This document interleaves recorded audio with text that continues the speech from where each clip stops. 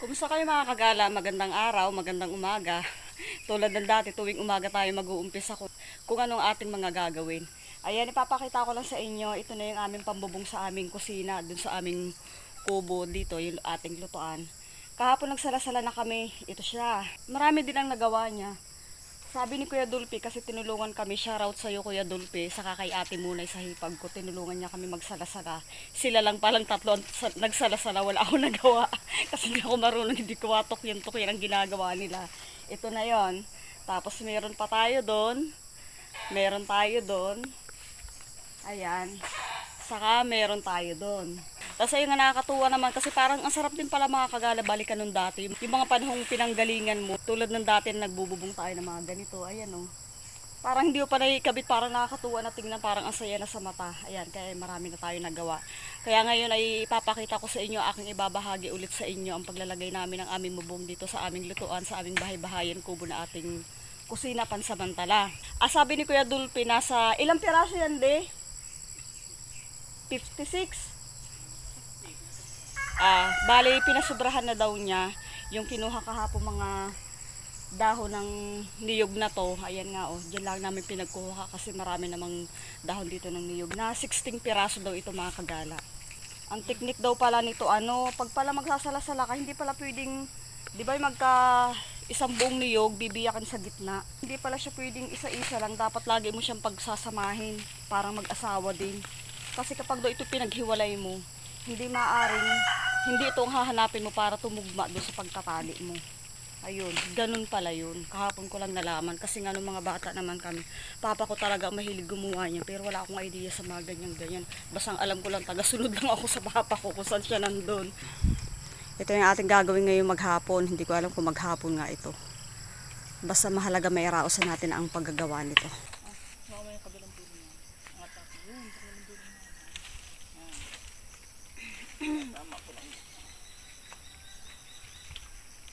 Dito mo.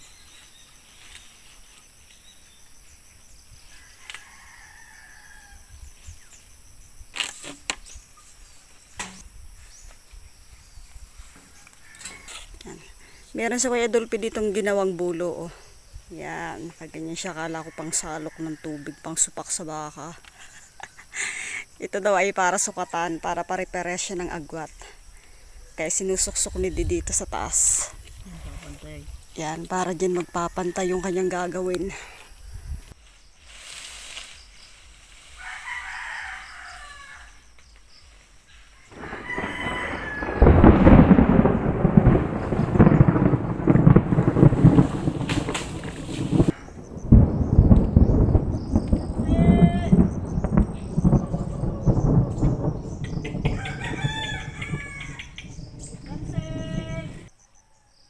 Patatlo pala yung nailagay ni Dave.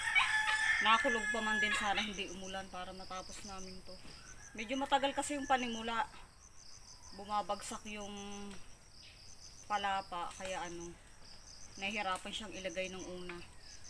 Tapos kailangan bawat tali mo pa dapat kasunod yung pinakita ko sa inyong bulo kanina, kasi yun ang sinusukatan, dapat kasunod palagi, nakasuksok sa ganyan para pantay-pantay pa rin yung agwat. Yan na, umuulan na. Pahinga muna tayo. Ayan nakatatlo pa lang si Day. 1, 2, 3. Diretso kahit na ulan? Matindi. Mapabasa tayo? Mapabasa din ako.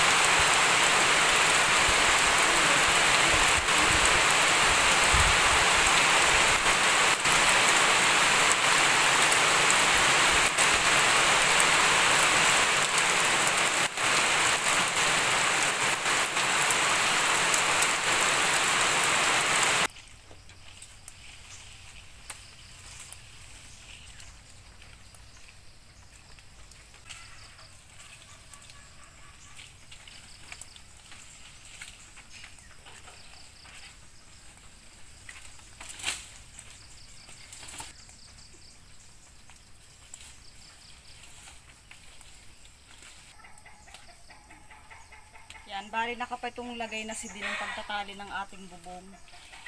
Nagpaulan na kami kanina para ramdam naman namin hindi naman kami lalagnatin. Gusto na kasi namin talagang matapos agad ito. Oh, tipid na kami sa pagbili ng pantali. Oh.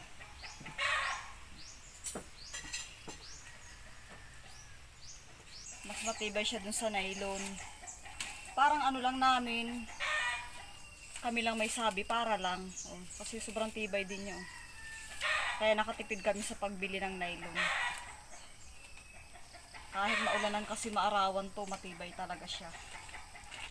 Yan, nakakalahati na si din ang pagtatali. Bali, alas 12 na ng tanghali din. Kalahating araw, kabiyak na bubong. O, tama yung tansya namin mga buong maghapon ito. Pakita ko na sa inyo yung itsura ng kalahating na ikabit niya. It's the light. Ayan. Punta doon. O, diba ang ganda rin niya tingnan, o. Siya nung tayo sinuunang panahon pang mga bata pa tayo na hindi pa uso ang mga ganyang yero-yero kami, naranasan namin yan eh. O, di ba? Ayun, tapos sabi ni Kuya Dulpe, yung nagtulong sa amin na pinsan namin sa pagsasalasala kahapon, natagal daw naman to ng 1 taon, itong bubong na to. Pero kung hindi masyadong pinagkakaykay ng manok, siguro naman ilampas na ng 1 taon bago tuloy ang bumigay talaga. Di yun nga, kung sa iba man nga ay masyado magastos kapag native daw, pero wala namang problema sa mga pamalit. Basta marami ka lang time para magpalit, okay lang naman. At least hindi tayo nagagastusan sa presko pa, maganda pa. Eh kami kontento naman talaga sa ganito, kaya nga ganito yung pinagpapagawa namin sa aming bahay kubo saka dito sa aming ano. Pero kung darating man ang panahon na talagang gusto rin naman namin tong patibayan, kaya lang talaga may plano kami para doon sa medyo mas matibay. Syempre nag-iipon-ipon lang tayo, kaya pansamantala ito muna, di ba? Okay na okay din naman. Pangalawang ulan, tumila bago ulan ulit. Tuloy na, umulan umaraw, matapos lang. Nakakaantok na sana, hindi pwedeng matulog. Nakakaantok na sana, parang masarap nang matulog. Parang masarap matulog. Sarap matulog. Baka na natutulog ako ito ayos sa pagkakabit. Nasa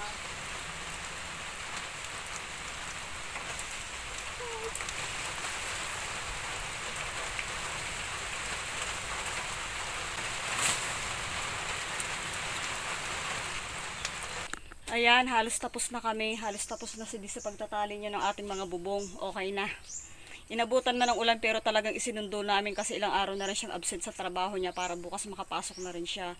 Kasi yun nga, kaya talagang pinursige na rin yung matapos. At ang hirap kapag nagluluto, talagang mahirap kapag umuulan. O, yan ang itsura niya. Kung gusto mo makatipid at practical ka sa buhay, pansamantala, maganito ka na lang muna kung talagang gusto mong hindi ganun magastos, magkaroon ka lang ng ganitong tahanan, ganyan lutuan. Okay na yun, o saka okay naman yun sa amin. Yun lang mga kagala, i-share ko lang sa inyo yung aming paggagawa at pagbububong nito ngayong aming lutuan. Sana nag-i-enjoy kayo sa mga ipinapakita ko sa inyo at sa mga ibinabahagi ko sa inyo na aming ginagawang mag-asawa. Basta ayun, sana wag kayo mag-asawang manood. Pero kung tinatamad naman kayo minsan panoodin at busy, okay lang naman. Sabi nga ito naman pagbablog ko, vlog-vlogan lang naman. Hanggang sa muling pagkikita.